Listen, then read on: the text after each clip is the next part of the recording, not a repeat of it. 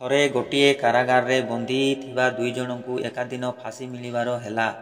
ସେମାନଙ୍କ ଭିତରୁ ଜଣେ ଥିଲା ସମ୍ପୂର୍ଣ୍ଣ ପାପୀ ଏବଂ ଆଉ ଜଣକ ସମ୍ପୂର୍ଣ୍ଣ ପୁଣ୍ୟବନ୍ତ, ଯାହାଙ୍କୁ ଭୁଲ ବୁଝାମଣା ସ୍ୱରୂପ ଏ ଚରମ ଦଣ୍ଡ ଭୋଗିବାକୁ ପଡ଼ୁଥିଲା।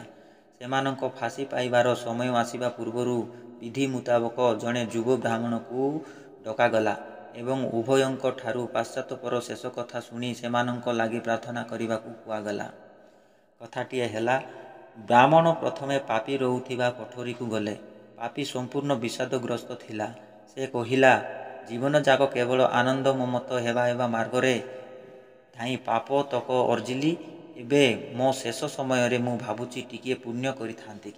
ତାପରେ ବ୍ରାହ୍ମଣ କଲେ ପୁଣ୍ୟବନ୍ତ ବ୍ୟକ୍ତିଙ୍କ ପ୍ରକୋଷ୍ଠକୁ।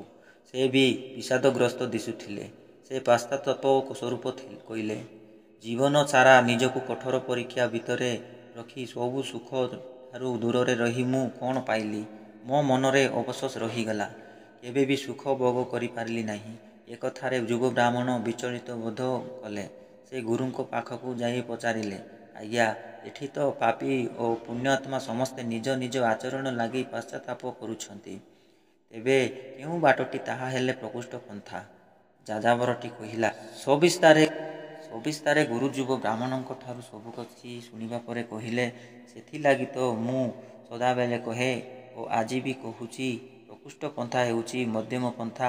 ତାହା ହିଁ ଉଚିତ ମାର୍ଗ। ଅନୁଚିନ୍ତା